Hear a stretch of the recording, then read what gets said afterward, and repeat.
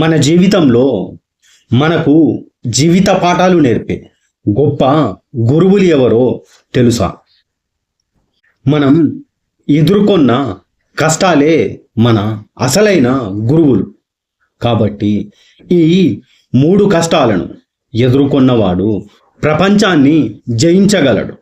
వీటిని ఎదుర్కొన్నవాడు ఎంతటి బలహీనుడైన బలవంతుడిగా మారుతాడు. అప్పుడు తనని తాను నమ్మి ధైర్యంగా అడుగు ముందుకి వేయగలడు.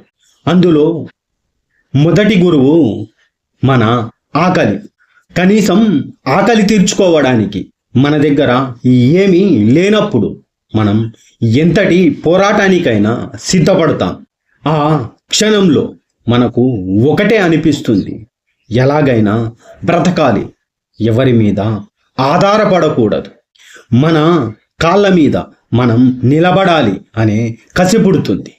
కాబట్టి కాలే కడుపు మన జీవితంలో మనం ఎలా ముందుకు పోవాలి అనే మనుగడ పాఠాన్ని మనకు నేర్పుతుంది. కాబట్టి ఆకలి విలువ తెలిసిన వాడికి కష్టం విలువ కూడా తెలుస్తుంది. ఇక రెండవ గురువు మన ఖాళీ జేబు.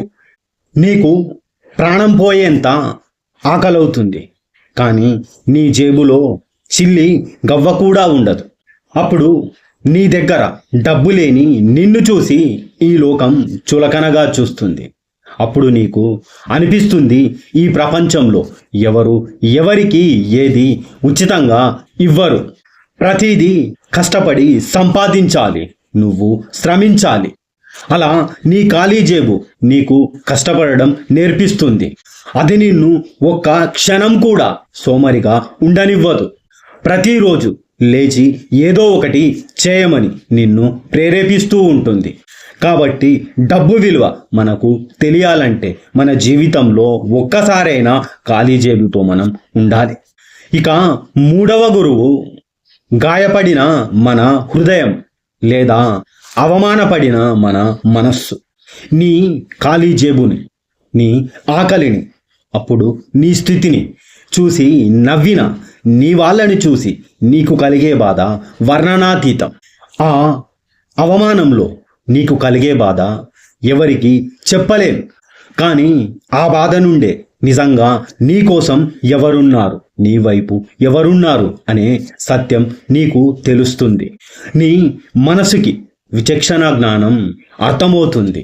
ఆ అవమానపడ్డ నీ మనసు నువ్వు నీ చుట్టూ ఉన్న మనుషులని నీకు అంచనా వేయడాన్ని నేర్పిస్తుంది. కాబట్టి గుర్తుంచుకోండి, ఆకలి మనకు ఎలా బ్రతకాలో నేర్పిస్తుంది. ఖాళీ జేబు మనకు పనిచేయడం నేర్పిస్తుంది. గాయపడిన మనసు మన మనుషులను గుర్తించడం నేర్పిస్తుంది. ఈ 3 అనుభవాలను అనుభవించిన వారు జీవితంలో ఉన్నతమైన వ్యక్తులుగా ఖచ్చితంగా ఎదగగలరు. వాళ్ళు ఏదైనా సాధించగలరు.